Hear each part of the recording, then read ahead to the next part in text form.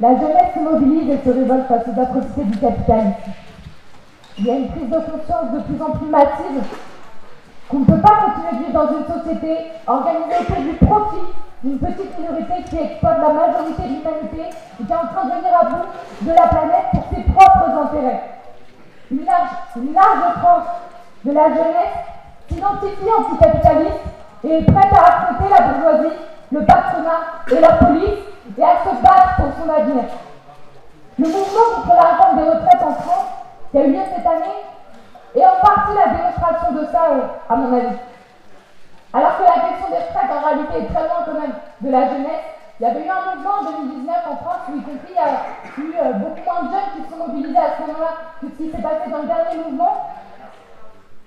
Et là, il y a eu des dizaines de milliers de jeunes, d'étudiants, de lycéens qui ont pris part activement à la mobilisation à l'échelle nationale, qui se sont organisés au sein d'une coordination nationale étudiante qui a représenté au maximum plus d'une quarantaine d'universités, avec la préoccupation consciente de réfléchir à proposer un plan de bataille qui était celui plus combatif, un autre plan de bataille que celui d'intersyndicale, et la compréhension que celui-ci, ce que l'intersyndicale proposait, en fait nous menait dans le mur et ne permettait pas de mettre une pression suffisante au gouvernement pour gagner.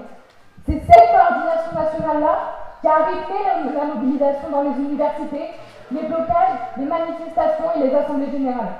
Nous, on a défendu la nécessité de se lier aux travailleurs, de soutenir les grèves, de s'organiser en assemblée générale et en cortège interprofessionnel et de soutenir et de mener des actions avec des travailleurs. Et en fait, on s'est rendu compte pendant le mouvement que, en réalité, ça dépassait largement la question des retraites, pas simplement pour nous les révolutionnaires, mais à une échelle qui était bien plus massive, bien plus large. Et au niveau de la jeunesse, les revendications, elles sont directement allées bien au-delà, et ça exprime, je pense, la volonté d'une frange très large, mais d'un changement de société. En Grèce, cette année, les étudiants continuent de mener un bras de fer contre le gouvernement qui veut mettre en place la police dans les universités.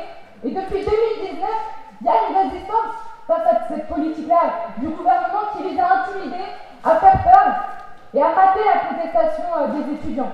C'est au mois de septembre qu'il y a eu des mobilisations pour empêcher physiquement, devant les universités, la police d'entrer dans les facs. Le gouvernement a fait passer, en 2019, ils n'arrivent pas à l'appliquer. Ils ont mis en place un corps de policiers de 500 policiers spéciaux. Pour ça qu'ils n'arrivent pas à faire entrer dans les universités parce qu'il y a eu des étudiants pour s'y opposer.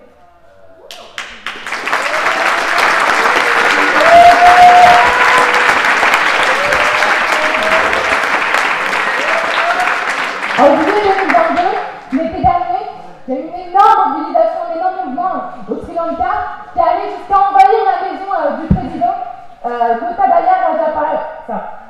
Peut-être que certains se souviennent des images qui avaient beaucoup tourné sur les réseaux sociaux de manifestants en fait, dans la piscine du président. Pourtant, c'est quelques mois avant cette action d'envahissement qui visait en fait à dégager le président, en fait les directions syndicales qui dirigeaient le mouvement à ce moment-là lâchent la mobilisation quand le gouvernement promet d'annoncer qu'il y aura un dialogue qui va s'ouvrir. Et en fait à ce moment-là, c'est la jeunesse étudiante sri-lankaise qui était mobilisée, qui s'était organisée en coordination nationale, qui s'est adressée à la classe ouvrière, qui a fait un appel à continuer le mouvement et qui a fait un appel au fait qu'il fallait aller envahir, faire une grève générale et aller envahir la maison du président et aller le dégager. Ils ont obtenu la démission du président. Et la lutte...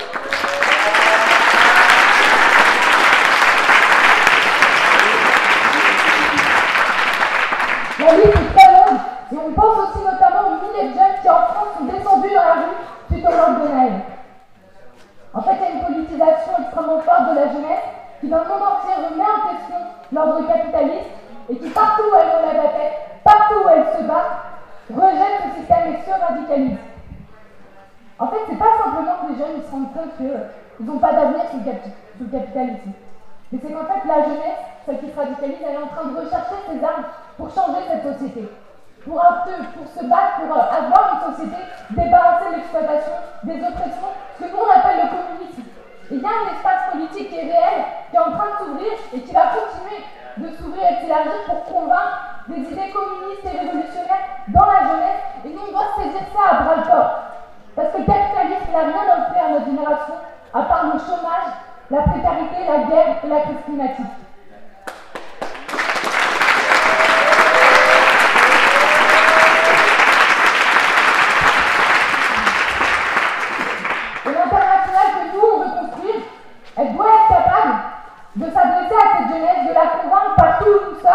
dans nos différents pays, de s'organiser aux côtés de la classe ouvrière pour la révolution. Et on voit très clairement qu'on y arrive à travers le nombre de jeunes qu'il y a au camp cette année, à travers ce que chacun et chacune raconte de comment ils se construisent, comment ils arrivent à influencer là où ils sont. Et ça, c'est le fait des politiques qu'on mène qui cherchent en permanence à articuler l'intervention dans la lutte des classes, le fait de proposer une politique indépendante à notre camp social, et le fait de convaincre de la nécessité de construire un parti révolutionnaire implanté dans la jeunesse et dans la classe ouvrière pour prendre le pouvoir.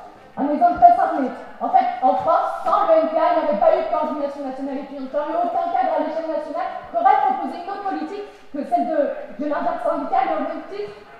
En fait, nous, on s'est renforcés, on a gagné plus d'une centaine de jeunes pendant ce mouvement, et ça a été le fruit des démonstrations politiques qu'on a fait dans la lutte des classes pour convaincre ces jeunes de s'organiser pour la révolution.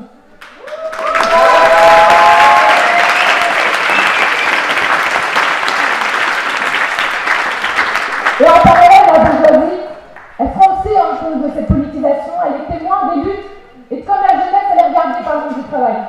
Elle a peur, la bourgeoisie, qu'on arrive à entraîner par ces luttes-là la classe ouvrière dans ces mobilisations, et c'est pour ça qu'en fait, elle réprime extrêmement violemment l'ensemble de ces mobilisations, l'ensemble de ces mouvements, mais ce qu'elle a face à elle, en fait, c'est pas une jeunesse qui a plus peur, c'est une jeunesse en fait qui est de plus en plus en colère, et cette répression-là, c'est même un élément de radicalisation en fait, de la jeunesse. La bourgeoisie réprime aussi les militants et les militantes qui jouent un rôle, qui font peur parce qu'ils arrivent à faire bouger les lignes du rapport de force en donnant confiance à notre camp social, en entraînant autour d'eux. C'est le cas de nos camarades de la fac de Nanterre qui sont militants au NPA. C'est Victor, Bart, Céline, Mayou, Aja, Salomé, Copelia, moi, Mika.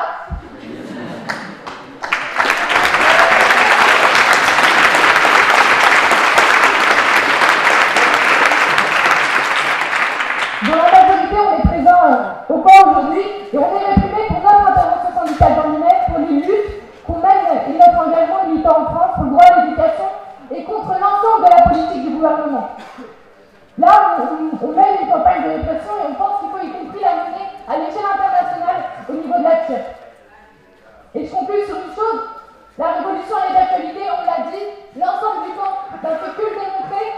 Et nous, on pense que faire le choix de s'engager dans un parti révolutionnaire, ce que nous faisons avec la TIR, c'est pas un sacrifice. Au contraire, en fait. C'est un choix émancipateur, parce que c'est celui qui va dans le sens de construire une société libérée de l'exploitation et des oppressions.